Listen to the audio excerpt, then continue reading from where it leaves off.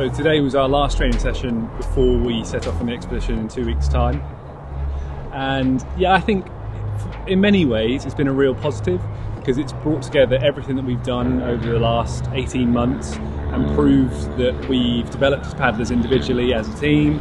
We've proved the concepts that we're trying to execute on the water. We know it works, we know we can paddle in certain conditions offshore. You know, our experience will develop as we go through the expedition. But it's been really good, really. I think we've all come away on a high ahead of the next sort of start in 2 weeks. And the team know how each individual ticks. Part of that is understanding each other's paddling technique and when people get tired and stuff like that, so everyone's picked up on those bits now as well. So yeah, I think this weekend will be really good just to accumulate all those bits.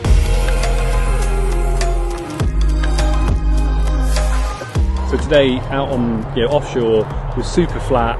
You know, when we turned up and when we were getting put in my head I was like, I cannot believe my luck. This isn't good because it means in 2 weeks' time, when it's not anything like this, or potentially not anything like this, we're all going to be kind of wishing and longing for those conditions. And we can't bank on getting flat mill pond conditions. So I think the unknowns for a lot of it is based on the weather and based on what weather we get and what conditions we're thrown into, how that changes over the course of the weeks. So I think as a team what we're focusing on is what we can control. So we know where we're expecting to be day 1, day 2, day 3.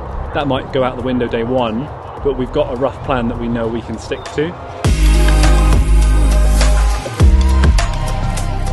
For all of us, there's something to be gained from doing this. I think with a lot of these things it's often difficult to really put your finger on exactly what it is until you've done it. We're all at different points of our recovery. I think that for all of us we're going to get different stuff from it.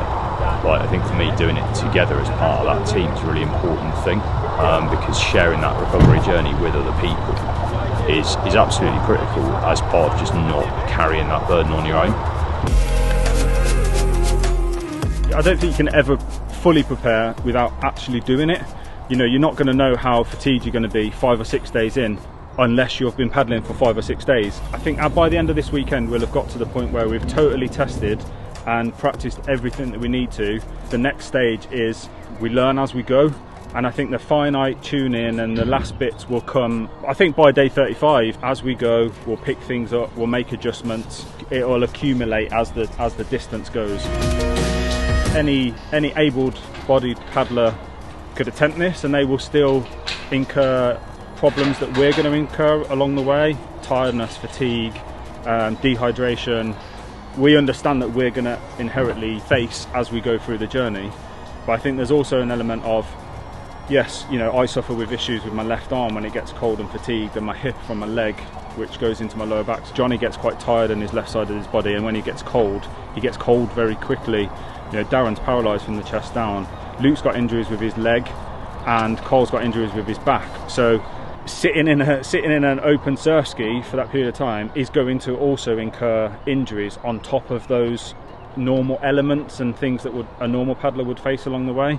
I think the challenge is, ultimately, we've all come from a military background and we're used to looking in the face of adversity and going, right, this is hard, it's even more challenging for us, but let's give it a go.